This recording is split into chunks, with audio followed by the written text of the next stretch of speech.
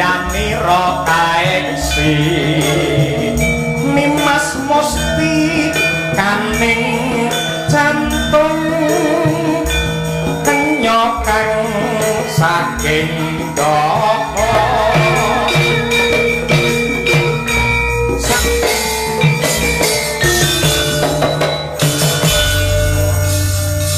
nganti kaya ngono kuwi lho Nduk niken pakmu gemati karo sampeyan nganti tak gaweke tembang Putri Ndaha iki khusus spesial kangge panjenengan. Alhamdulillah matur sembah nuwun, Pak. Nggih, tur iki yang diwaca mudhun iki ya jenengmu iki. Nggih. Asmamu Sandiasma. Heeh, Dimas niken Salindri. Di kuwi Dimen Budaya Ngrembaka.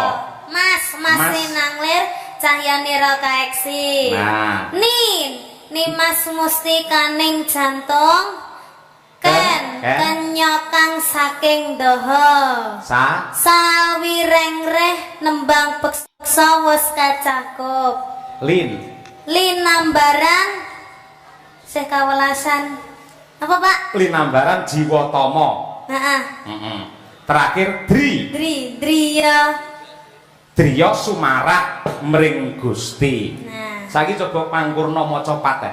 Ayo tembangno. Nano ngono kae. Ayo.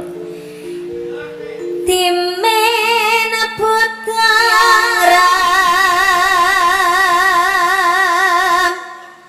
bakat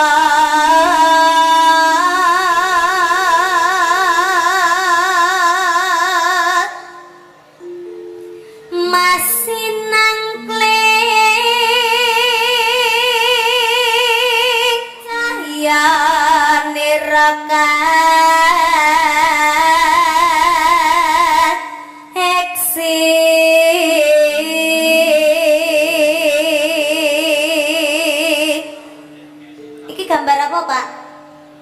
Iki lho Pak, sanuke iki gambar apa iki Pak? Sing diku aja ndeloki gambar-gambar liyane, tulisane tok ae, gambar-gambar wong muda kok deloki ngawut ae. Nimas Musti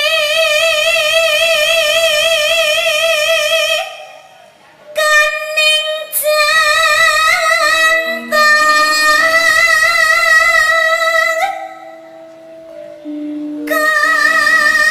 kenyokang saking Ndaha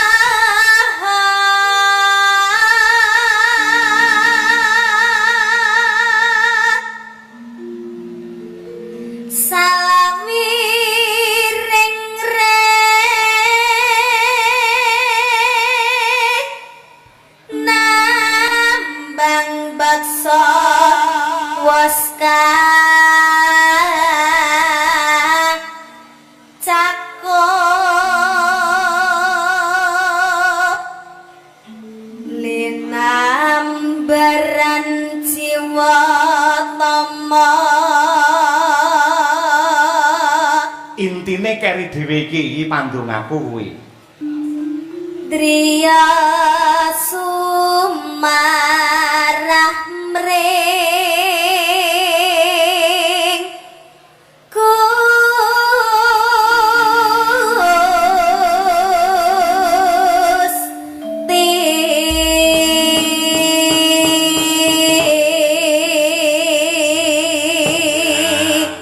Kagem para fan berat Niken Salindri nyuwun tepuk tangan untuk Niken Salindri. Ya, kaya ngono kuwi lho, Nduk. Bapakmu ile sayang karo sampean nganti kaya ngono kuwi. Niku lirike sing damel lirike. Cakepan saire. Nggih. Sing gawe bapak. Bapak. Lah lagune sing gawene mbahmu Mbah Supron Suwanda. Kolaborasi. Lagune sing napa, Pak? Sing mau dangdute mau. Wow. Mbah Supron. Lho kaya ngono Supron, nggih. Terus sing nembang Ibu. Heeh. Nggih. Minangka salam pambuka men ora ilangenge pelok 6 klangenane Bapak Haji Hanafi mau lak diaturake karo ibumu Nyidam Sari to. Nggih. Siji sik saurunge berkomunikasi, saurunge guyon aturna Nyidam Sari. Oh, ngaten. Nggih, Pak. Terima kasih. Nduk, Niken Salindri. Nggih.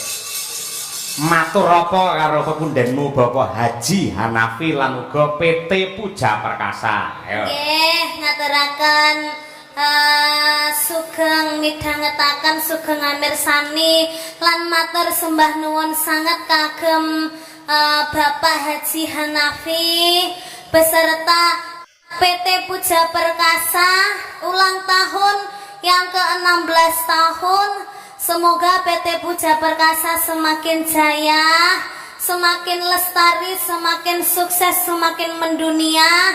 Dan kagem Bapak Haji Hanafi mugi-mugi sehat selamat wilujeng. Amin ya rabbal alamin. Awet leh momong anak putune. Amin ya rabbal alamin. Kula sampun panggih kalian inggih. Oh, karo Ibu Aja.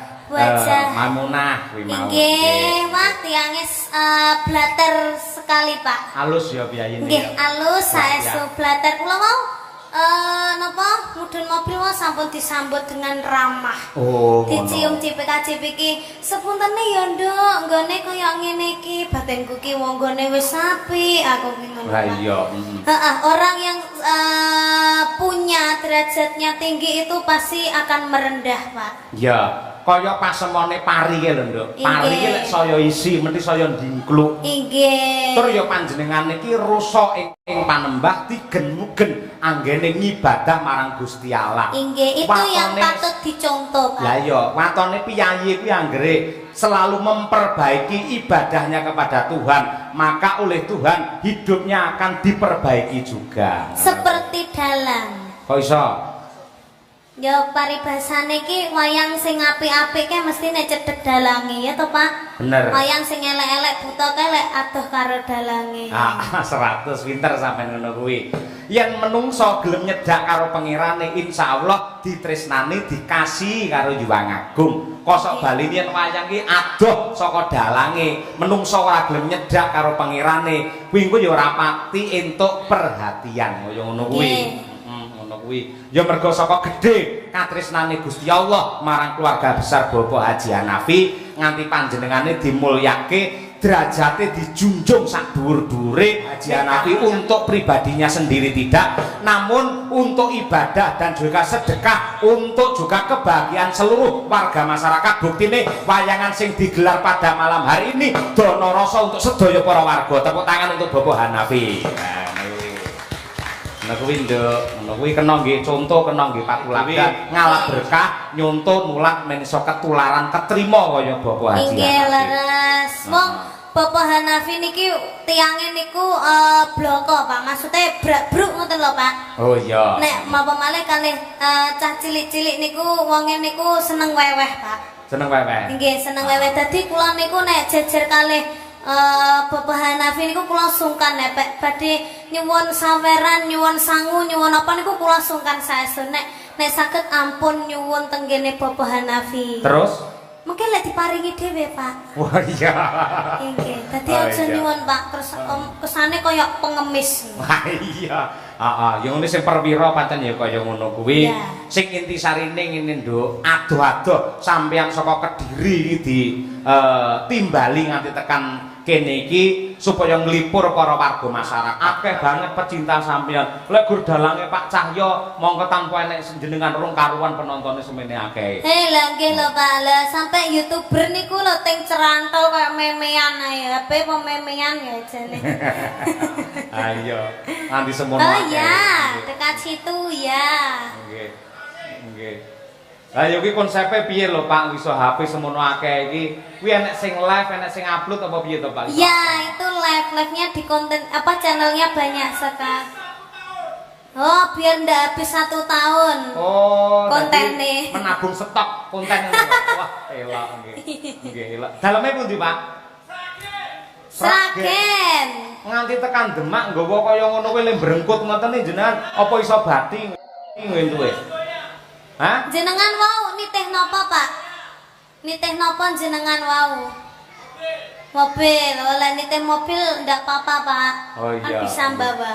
Ya semoga-moga tidak hanya mencari untung dari kontennya, namun ini wujud tresno dan juga cintanya terhadap budaya. Inggih, leres.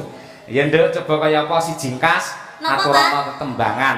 Nggih. Niki tembangnya sing halus napa sing kasar? Engko sing kasar sing rada mburi. Ayo, nggih. Sing kasar buri, Nggih. Bu. Iki pilihan, Nduk. Yen podang kuning engko Mbak Yumu Umi Hafifah. Nggih. Terus engko yen kutub manggung engko sampean spesial karo Bu Kesi nggon goro-goro. Sampeyan tak nganti goro-goro to? Nggih. Ah, sip lek ngono. Lah, yen prau layar engko kurake Sri Huning dhisik. Piye? Nggih. Aman kok? Anu, kula mboten apal, Pak. Sing aman-aman mawon. Sing apa? Upamane apa? Ninggal katresnan ki ana. Piye masuk Nggih, Samboyo sampean wong Kediri to? Nggih. Nah, iya kuwi coba kaya apa? Nggih. Alhamdulillah. Sik Nduk nyelani sedilo. Nggih, Pak. Iki ana Nawala. Assalamualaikum Mas Cahya Kuntadi, selamat pentas.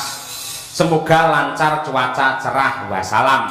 Titip adik ponakan saya Mas Taslim. Wah, sapa?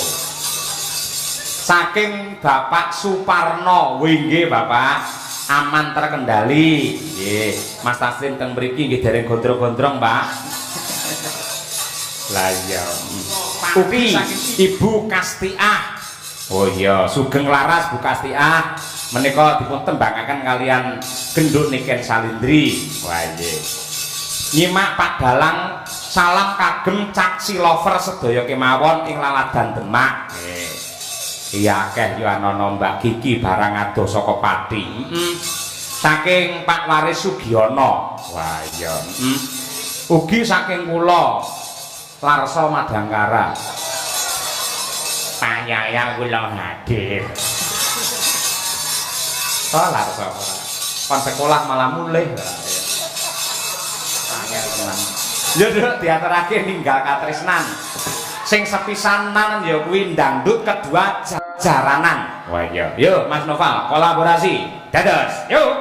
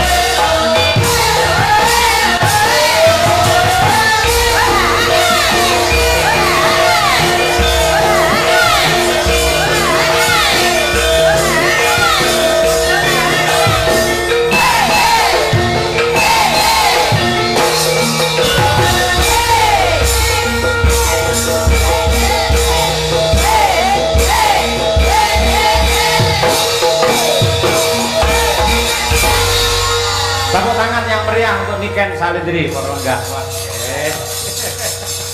Ayo. Iki celenge sopan iki sian. Aku lagi tumon Pak, Mak celeng kok sampean kei pecut iki piye maksude? Celenge lho sampean kei pecut iki piye maksude? Ora celenge ora dipecut, mecuti sing ngendang kuwi lho. Oh ngono. Ayo Mas. Kita wis apa sekarane rastel karo awakmu pecutono ora apa-apa. Gak kae wis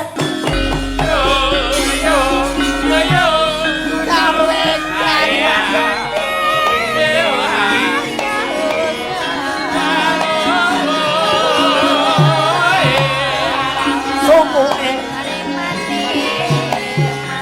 Sikarane ayo bangun bareng-bareng. Kayo sing rukun.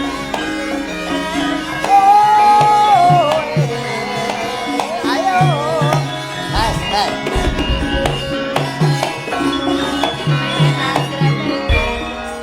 Mas Gareng. Kowe iki ngopo? Arep diterak sepur. Kok iso diterak sepur piye? Saka kono ki alus bareng tekan aku muncul kowe. Kuwi trisik. Kuwi ra. Oh, kirek. Wah. Trisik. Trisik nek cara penari ngono kuwi lho. Wong kok senengane. Ah, mula to sok meneh ki aja sok ngombe panas karo anyep bareng anyang-anyangen to kowe. Ngopo kok anyang-anyangan? Ngene iki. Kuwi menake jare Oh, ngono ya. menake jare. Aduh. Selamat malam, Nduk, Mbak Nika. Selamat malam Kang Mas. Sehat Bayu. ta? Alhamdulillah pangesune panjenengan pripun kabare panjenengan Kang Mas? Alhamdulillah sehat. Minal aidin wal faizin. Mohon maaf lahir dan batin. Salinan Tibos piye? padha-padha. Inggih Kang Mas, kula sing Dan. tasik nem kathah Nggih. lupute ngapunten dereng saged teng Solo. Ora apa-apa wong jenenge panjenengan jek sibuk ya kudu diramungke gaweane. Injih, Bakune dijaga alhamdulillah. kesehatane nggih sayu. Inggih Kang Mas, ya ampun, pun dangu kula mboten kepanggih panjenengan. Wah, aku wis ngarep-arep kapan to ketemu karo Nduk Niken kuwi? Lah. Lumantar Pak Jun kula karo sampean iso ketemu. Alhamdulillah. Lila, kula jane nggih kangen sangat kalih napa Mbah Hanom. Nggih, ning niki Nggih. simbah durung dereng kepareng lenggah. Sok Wah, ngat- muga-muga iso ketemu meneh. Nggih, alhamdulillah. Nggih Nggih. mugi-mugi saged panjang yuswanipun Mbah Hanom nggih, Mas. Amin. Amin. Kula najan Dongane. kangen eram karo panjenengan apa malih kalih Nanda Salindri niku kula jan kangen banget. Nada saleh, ayo. Aku lah mau lho Mas. Jan Pripun? niki mau kula bunga lho Mas. Saestu, Bungane Mas. apa? Bungane apa cah? Kula tas napa jenenge tas Lagi lenggah teko. ta, nggih ta. Lah aduh, ini apa? Wis alal bialan karo Bayu. Iki luwih tuwa. Sabar innallaha masobirin. Aku dudu sobirin, aku gareng. Wong iki gentenan. Gentenan piye? Mbah, ngeten lho Mbah. Kula niku kan piantune kan nggih alus. Ah. Alus. Dadi jenengan niku ampun grayah-grayah ngeten niku Loh, namanya aku- tidak sopan. Oh, iya, no. Itu namanya penghinaan. Loh, aku grayah. Aku sebagai wong wedok gak oleh digrayah-grayah ngene Loh, iki. aku grayah. Sabar. Sampeyan kudune ngenteni aku. Engko lek wis aku mari omong lagi sampean kok tak salimi. Ora terus sampean grayah-grayah ngene iki. Wes. Aku sebagai wong wedok ora trimo Mbah mbok ngonone Ya, kowe ora trimo. Kudune iki awak dhewe iki saling memaaf-maafkan. Mulih.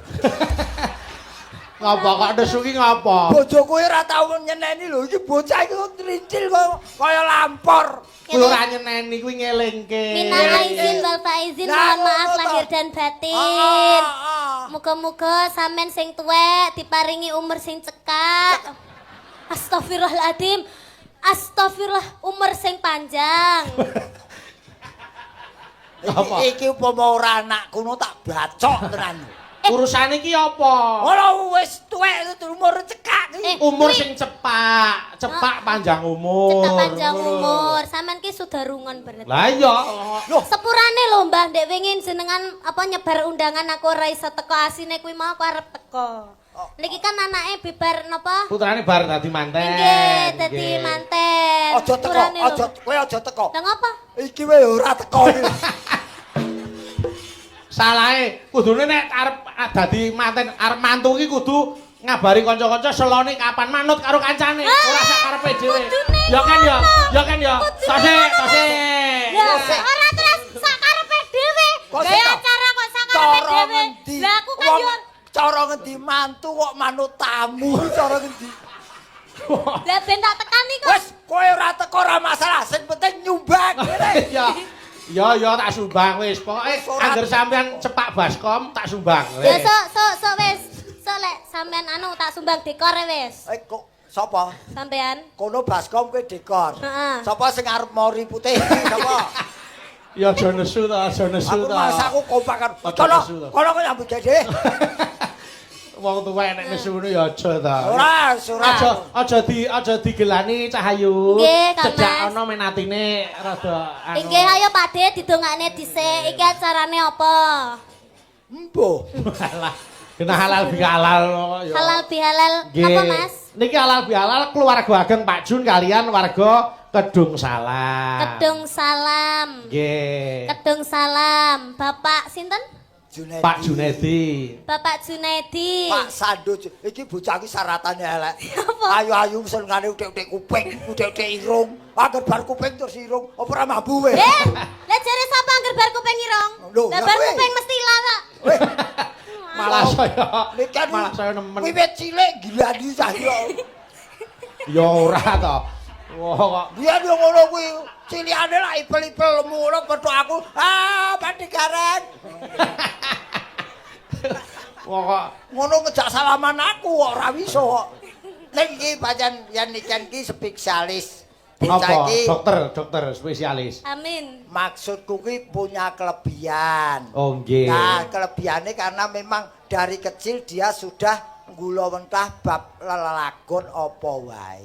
Nggih. Nggih. Mila aku nyuwun tulung karo adhiku Niken awit dinten menika penyuwunan saking Pak Junedi Mbak Niken berduet dengan Pak Panglima.